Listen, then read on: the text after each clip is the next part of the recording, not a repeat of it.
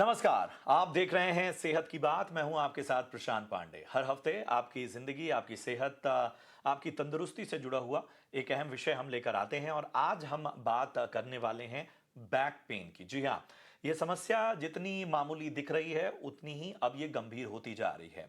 जी हाँ, जो तमाम इंटरनेशनल स्टडीज हैं वो ये साफ तौर पर कह रही हैं कि आने वाले सालों में हर 10 में से एक व्यक्ति को कमर दर्द की समस्या होगी और ये विकलांगता तक जा सकती है। और इसीलिए हमने सोचा कि क्यों ना इस मामूली से लगने वाली समस्या के गंभीर परिणामों और इसकी रोकथाम पर जरा आज चर्चा की जाए। और इसीलिए आज हमने इस चर्चा को खास बनाया। अपने साथ दिग्गज मेहमानों को हम जोड़ रहे हैं। हमारे साथ डॉक्टर गौरव सिंह भंडारी साहब इस चर्चा में शामिल हो रहे हैं, जो कि डायरेक्टर हैं ऑर्थोपेडिक्स एट धर्मशिला नारायणा अस्पताल। डॉक्टर गौरव, बहुत बहुत स्वागत है आपका।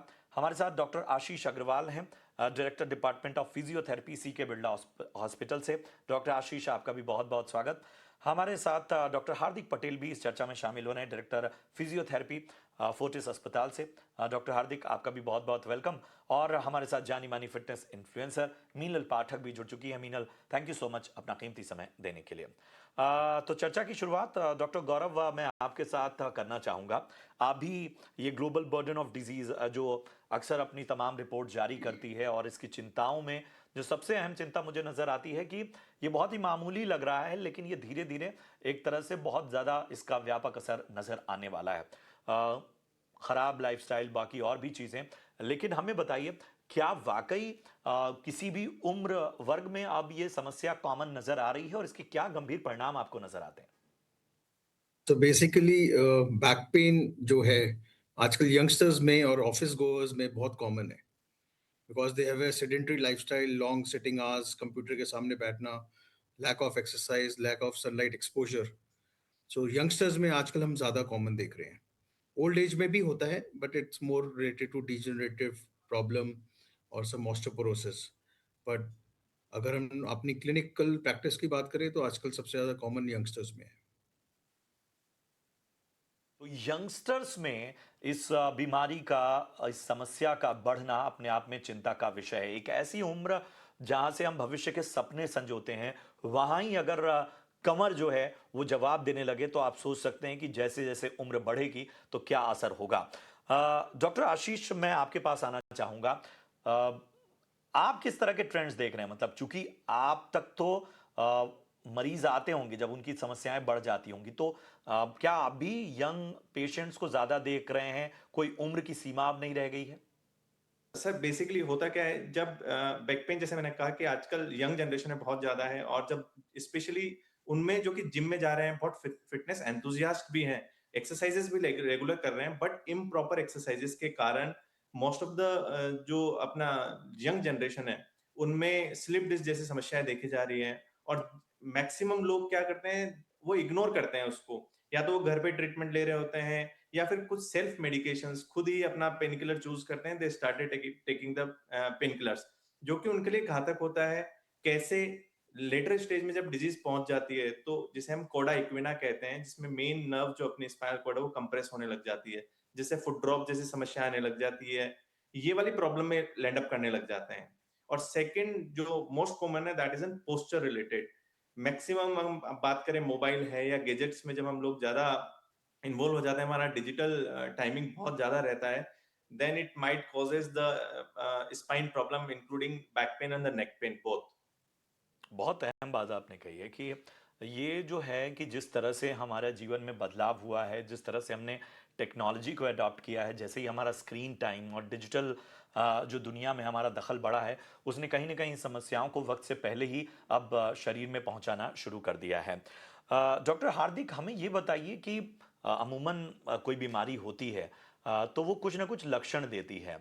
यंग एज में चूंकि शरीर बहुत तंदुरुस्त होता है, यंग एज में इम्यूनिटी बड़ी बेहतर होती है, और जैसा कि तमाम हमारे एक्सपर्ट भी कह रहे हैं कि बहुत एक्टिव लोगों के साथ भी ये समस्या आती है, फिर भी शरीर तो सिग्नल देता होगा। तो ऐसे वो कौन से संकेत हैं, ऐसे वो कौन से लक्षण हैं जो बैक पेन या इसके बाद होने वाली तकलीफों की ओर इशारा करते हैं, वो हमें शुरुआती तौर पे नोटिस करने चाहिए?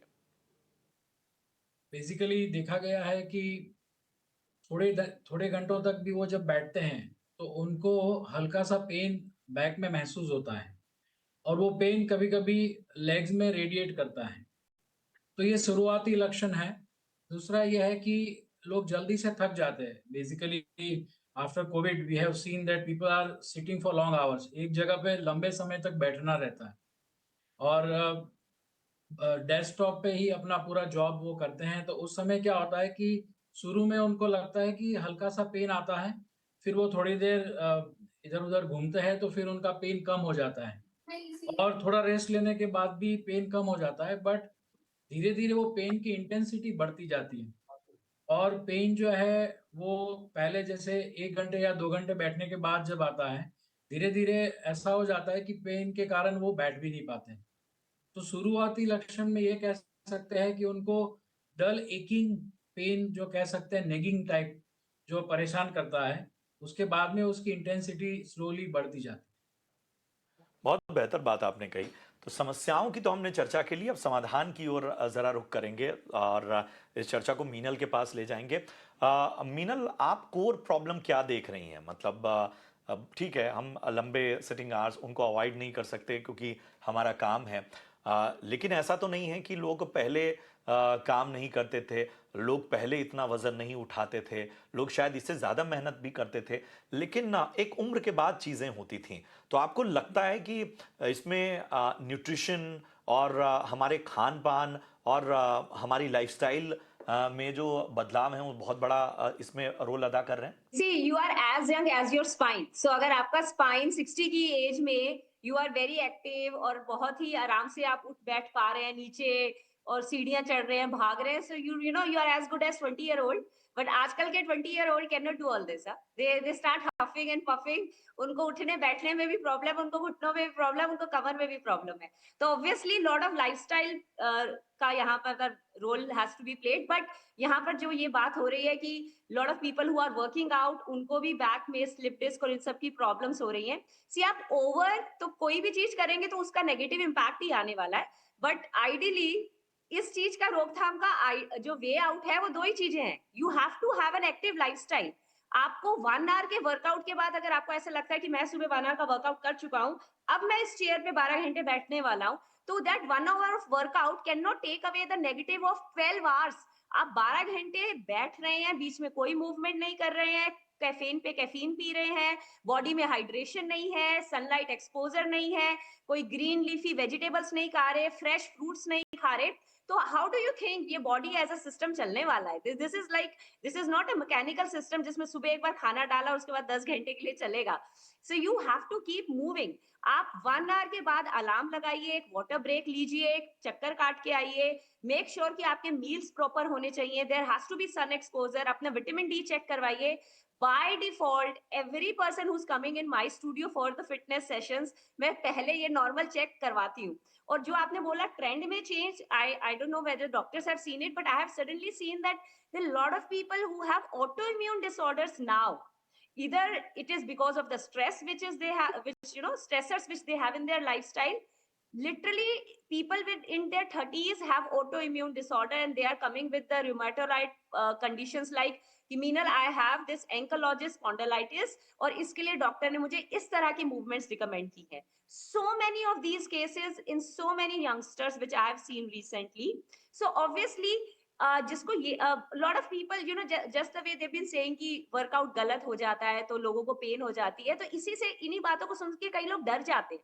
People stop running, people stop doing all these activities after 25-30 thinking कि मुझे जंप नहीं करना चाहिए, मुझे कुछ वेट बियरिंग एक्सरसाइज नहीं करनी चाहिए, स्पेशली लेडीज। और जबकि बिल्कुल उल्टा है, आफ्टर 40s अगर आप कुछ वेट बियरिंग एक्सरसाइजेस नहीं कर रहे हैं, आप प्लायोमेट्रिक्स की कुछ मूवमेंट्स नहीं कर रहे हैं, तो आपकी बोन डेंसिटी वैसे जाने वाली है। Sarcopenia is anyways gonna set in your body. So you have to start with weight bearing exercise. What is required here is please take your consultation under a certified practitioner. मतलब आपका personal trainer होना चाहिए, just the वे आपकी medicine आपके certified doctor के through होनी चाहिए। बहुत अहम बात आप मीनल आपने कही है और मैं इसको इस तरह से कहना चाहूंगा कि अगर आप बहुत काम करके शरीर को थका रहे हैं, अगर आप खान पान का ध्यान नहीं रख रहे हैं अपनी बिजी लाइफस्टाइल में, तो बॉडी तो रिएक्ट करेगी। तो अब आपकी जिम्मेदारी क्या हो जाती है कि ठीक है, इस गैप को भरने के लिए थोड़ा आपको एक्स्ट्रा एफर्ट करना होगा, जिसके बारे में इशारा कर रही थी मीनल। डॉक्टर गौरव, मैं बहुत सारे आंकड़ों से गुजर रहा था। एक और ट्रेंड उभर रहा है साइटिका का, मतलब ये भी बड़ी तेजी से लोगों को इसकी समस्याएं हो रही हैं। या हम नेक पेन की बात कर लें, या हम देख रहे हैं कि लोगों को नमनेस की बहुत शिकायत हो रही है बड़ी ही कम उम्र में। आफ्टर कोविड ये एक बहुत बड़ा सिग्नल था, आफ्टर इफेक्ट्स के रूप में देखा जा रहा था। आप क्या देख रहे हैं इसे? नॉर्मल केस में सियाटिका जो हम कहते हैं, इट इज काइंड ऑफ की एक पूरी करंट जैसी एक पेन निकलती है जो पूरी लेग में इन्वॉल्व होती है, जो आपके बैक से अप टिल आपके ग्रेट टो तक, पैर के अंगूठे तक जाती है। That is specifically called sciatica. और इस केस में क्या होता है कि कोविड के बाद या पहले का इंसिडेंस कहना बहुत मुश्किल है, अभी ऐसी कोई रिपोर्ट्स नहीं आई है। बट मेरा क्लिनिकल प्रैक्टिस में ये एक्सपीरियंस रहा है कि जितना ऑफिस, आजकल हम सब लोग बात करते हैं कि ऑफिस जाते हैं, काम करते हैं, वर्क फ्रॉम होम है। सो इन सब केसेस में आपका अगेन सीडेंटरी लाइफस्टाइल आ जाता है। एंड उससे क्या होता है कि आपकी जब आप बैठते हैं कुर्सी पे, तो आपकी डिस्क जो होती है उस पर प्रेशर बहुत ज़्यादा इंक्रीज होता है, जो एज कम्पेयर जब आप खड़े हो या चल रहे हो। तो सिटिंग के टाइम, सिटिंग पोस्चर के टाइम आपके डिस्क पे प्रेशर बहुत ज़्यादा होता है। और जो लोग एक्सरसाइज नहीं करते, ओबीस होते हैं, और लॉन्ग टर्म सिटिंग के कारण उनकी डिस्क बल्जेस निकलने लग जाते हैं, डिस्क की प्रॉब्लम शुरू हो जाती है। जब उस केस में डिस्क आपके नर्व रूट को दबाता है, क्योंकि हमारी डिस्क के बिल्कुल पास से नसें निकलती हैं जो पैरों में जाती है।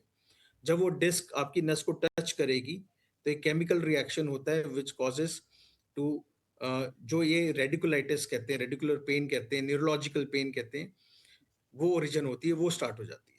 तो उस जब वो पेन कमर से लेके पैर के अंगूठे तक जाती है, तो उसको हम सियाटिका कहते हैं।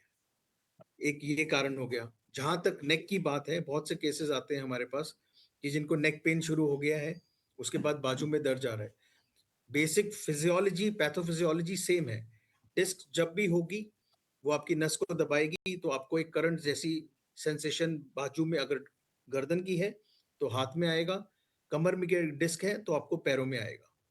और एक दूसरा बात हो गया कि बहुत से लोग आते हैं कि डॉक्टर्स को दिखा के कि हमें सर्वाइकल हो गया है। बहुत से लोग बोलते हैं कि यंग है, 25-30। आज ही मैंने एक पेशेंट देखा, शी इज अबाउट 26, एंड उसको किसी ने बोला सर्वाइकल हो गया। जब उसका एक्सरे कराया, बिल्कुल नॉर्मल है। सो चांसेस ये होते हैं कि ऐसे केसेस में, बिकॉज ऑफिस गोइंग थी, कॉर्पोरेट में काम कर रही है, रोज नोएडा से गुड़गांव, गुड़गांव से नोएडा ट्रैवल कर रहे हैं पेशेंट, तो ऐसे केस में बिकॉज लाइफस्टाइल खराब है, तो उसके कारण उनको मस्कुलर पेन भी हो जाती है। तो हर पेन को आप डिस्क से कंपेयर नहीं कर सकते, डिस्क डिस्क के साथ लिंक नहीं कर सकते हो। बहुत सी चीजें मस्कुलर होती है। तो जैसे मीनल ने कहा, बॉडी एक सिस्टम है। So when it is a system, so आप हर चीज को डिस्क नहीं बोल सकते हो। आपको आसपास मांसपेशियां भी है, उसके कारण भी आपको प्रॉब्लम हो सकती है। तो as a surgeon, as a clinician, आपको ये पता होना चाहिए कि ये डिस्क के कारण हो रहा है या ये मस्कुलर पेन है। सो ठीक है, इसलिए ऐसे इसमें ठीक हम है। लोग, सर, सर माफी या चाहूंगा, एक चीज के लिए रोकना चाहूंगा। मतलब अमूमन हम देखते हैं कि बॉडी की फंक्शनिंग के लिए कुछ टेस्ट होते हैं जो रेगुलर कराने चाहिए। क्या हमारी हमारे ये जो फंक्शनिंग है, खासतौर पे हड्डियों से जुड़ी हुई, हमारी जॉइंट से जुड़ी हुई, क्या इसका भी कोई बेसिक टेस्ट है? सो जैसे आजकल बहुत से लैब्स आपको देते हैं, अपना पर्सनल पैकेजेस देते हैं। हम लोग as orthopedic surgeons we always need आपका बेसिक, एक तो हिस्ट्री इंपॉर्टेंट होती है, और अगर आप ब्लड टेस्ट कराने चाहते हैं तो आप विटामिन B12 और विटामिन D3, कैल्शियम लेवल्स आप अपनी बॉडी में चेक करा सकते हैं। और अगर कोई आर्थराइटिक प्रॉब्लम है, जैसे रोमेटॉइड आर्थराइटिस है, तब आप उनको अपना ब्लड पैरामीटर से चेक कर सकते हैं। अदरवाइज ऐसा कोई मेजर अलग टेस्ट नहीं है या एक्सपेंसिव टेस्ट नहीं है जो आपको कराना चाहिए और इससे पता चल जाए। सो इसलिए हिस्ट्री इंपॉर्टेंट होती है। इसलिए आज की डेट में बहुत से लोग होते हैं ना, AI आ गया है, so that's very different thing. Because आज की डेट में सबसे इंपॉर्टेंट है जो डॉक्टर्स दे सकते हैं पेशेंट्स को, वो है एम्पैथी, एक touch. So that's why clinical history बहुत इंपॉर्टेंट होती है ऐसे केस में।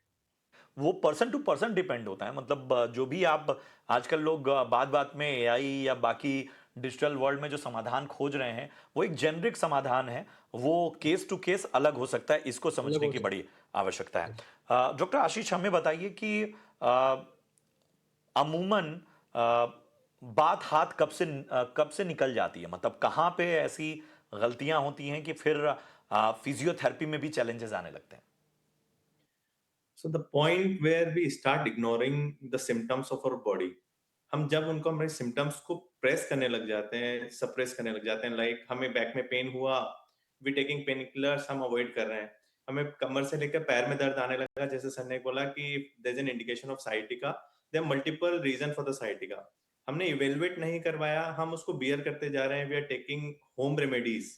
तो that's the one thing. Second, अगर जब पेशेंट की अगर मस्कुलर है, दैट्स एन वन थिंग।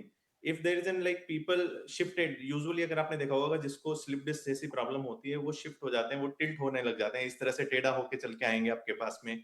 या फिर ब्लेडर एंड बॉल, मतलब लेटरिन पेशाब पे कंट्रोल नहीं होना, इस तरह की प्रॉब्लम आने लग जाए। थर्ड, आपके मसल में वीकनेस आने लग जाए, जैसे आप पंजा ऊपर नहीं उठा पा रहे हैं या चलने में आपको बहुत सीवियर पेन आ रहा है। So there are the critical science where we really look after very serious on those symptoms. So timely intervention, medical intervention along with the rehabilitation, timely exercises बहुत important हो जाती है, plus precautions। आप medicine ले रहे हैं, exercise भी कर रहे हैं, but you are not taking the precaution, like we were discussing day to day activities में you are not gearing up, you are not doing exercise, you are not getting up in a active lifestyle.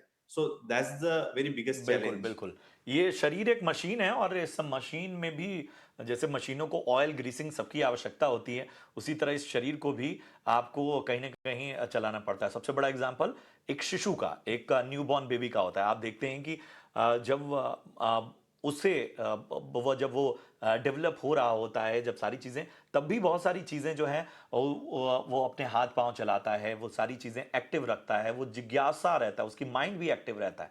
तो शायद हमने ये digital दुनिया में, screen की दुनिया में बहुत सारी चीज़ों को ना थोड़ा सा एक्टिव करना कम कर दिया है, वो थोड़ा हमें फिर से उन्हें स्विच ऑन करना होगा। डॉक्टर हार्दिक, हमें बताइए कि बहुत सारे महानगरों में लोग घंटों ट्रेन में, बसों में ट्रैवल करते हैं। बहुत सारे लोग, जैसे अभी डॉक्टर भंडारी बता रहे थे कि नोएडा टू गुड़गांव कार से ट्रैवल कर रहे हैं, बड़ी देर तक वो ड्राइव कर रहे हैं, ट्रैफिक में फंसे रहते हैं। ये कितना बड़ा कंसर्न है? ये बहुत बड़ा कंसर्न है, क्योंकि एक ही पोस्चर पे आप जब बैठे रहते हो तो certain group of muscles he activate होते हैं, और बाकी जो ग्रुप ऑफ मसल्स है वो कभी कभी उसमें टाइटनेस आ जाती है, शॉर्टनिंग जिसको हम कहते हैं, और उसका जो ऑपोजिट ग्रुप ऑफ मसल्स रहता है उसमें लेंथनिंग हो जाती है। इससे क्या है, मसल इम्बैलेंस हो जाता है। तो आपका जो, जैसे डॉक्टर भंडारी सर ने भी बताया कि आपका जो प्रेशर है वो डिस्क पे बिल्ड होता है। जैसे आप 1 आवर के लिए बैठे हो, 2 आवर के लिए बैठे हो, तो धीरे धीरे आपके मसल्स जो है वो फटीग हो जाते हैं, यानी कि थक जाते हैं, और सारा जो आपका बॉडी का लोड है या वेट है वो धीरे धीरे ट्रांसफर होता है आपके डिस्क पे, आपके वर्टेब्रास पे। तो फिर वो जाके स्वेल अप होता है, और उसके कारण फिर वो पासिंग जो एग्जिटिंग नर्व है उसको प्रेस करता है। इट इज एक्सट्रीमली इंपॉर्टेंट कि आप उसके लिए कोर मसल स्ट्रेंथनिंग एक्सरसाइजेस करें, क्योंकि ठीक है, प्रॉक्सिमल एक स्टेबिलिटी चीज जब के लिए होगी आपके स्पाइन रोकना में। चाहूंगा डॉक्टर हार्दिक। हमें जरा ये बताइए कि अमूमन, ठीक है, अब तो इस वक्त से पहले भी हो रहा है, लेकिन अमूमन अलार्मिंग एज क्या होती है? वहां से कहां से हड्डियां और हमारे जॉइंट्स जो हैं वो थोड़ा सा उनको लेकर ज्यादा सतर्क हो जाना चाहिए? तो यूजुअली देखा गया है 27 ईयर्स के बाद में आ, कभी भी ये बैक पेन जो है वो होता है, specifically those who are not doing exercise properly, या पोस्चर केयर नहीं करते हैं, अर्गोनोमिक यानी कि सिटिंग जो उसका अरेंजमेंट है उसका ध्यान नहीं रखते हैं, ओबीज है। तो देखा गया है कि 27 ईयर्स के बाद में ये काफी देखने को मिलता है, और ओल्ड एज में भी ये हो सकता है। बट जैसे अभी ट्रेंड देखा जा रहा है उस हिसाब से तो यंग एज में भी बहुत सारे स्टूडेंट्स, स्पेसिफिकली तो दोज हु आर अब वो सिटिंग फॉर पैमाना लॉन्ग नहीं रहा, आवर्स फॉर रीडिंग। लेकिन तमाम एक्सपर्ट जो बता रहे थे, मतलब आफ्टर 30s, आफ्टर 40s थोड़ा सा ज़्यादा आपको अलर्ट रहना चाहिए, क्योंकि एक नेचुरल प्रक्रिया भी है शरीर की जहां पर कुछ चीज़ों की कमी आप महसूस करेंगे। मीनल, मैं आखिरी सवाल के साथ आपके पास आना चाहूँगा, और मैं बार बार आपके पास समाधान की ओर ही आ रहा हूँ कि अभी विटामिन डी, B12, मतलब भारत तो ऐसा हो गया है कि, मतलब मुझे तो लगता है कि हर दूसरी रिपोर्ट में इसकी डेफिशिएंसी दिखती है। मैं क्या इस टीवी पे समझाऊंगा, मैं भी कभी कभार इसका शिकार हो जाता हूं, कितना भी ध्यान रखूं। तो हम सेहत की बात खुद भी कर रहे हैं, लेकिन हम भी शायद इस परेशानी से पीड़ित रहते हैं। तो हमें बताइए ये कितना बड़ा कंसर्न है और नेचुरल सोर्सेज से क्या अचीव किया जा सकता है? आई बिलीव कि बहुत बड़ा कंसर्न नहीं है, इट्स जस्ट एन सिचुएशन जो आप लोगों को हैंडल करनी है। Lot of people talk about it as a like, और उसके बारे में स्ट्रेस लेकर छोड़ देते हैं। ये नहीं करना है, बस यू अंडरस्टैंड कि हाँ ऐसा हो रहा है। और अगर आपने अपने आइडियली अपने आप को, मैंने ये पहले भी बोला था कि आपका न्यू ईयर आता है, कोई भी ओकेजन आता है ना, सबसे पहले अपने आप को ब्लड टेस्ट का गिफ्ट दे दीजिए। एटलीस्ट आपको पता तो हो आप में डेफिशिएंसीज क्या है, that is the first step. ठीक है, उसके बाद second step is start giving at least 30 minutes to yourself every day, and I guarantee this is more than enough। मतलब आप सुबह उठे हैं, 10 मिनट के लिए प्रॉपर स्ट्रेचिंग कीजिए, सूर्य नमस्कार कीजिए, फॉरवर्ड साइड सारे बेंड्स जितने भी होते हैं ना, अपनी बॉडी को 360 डायरेक्शन में घुमा दीजिए 10 मिनट के लिए।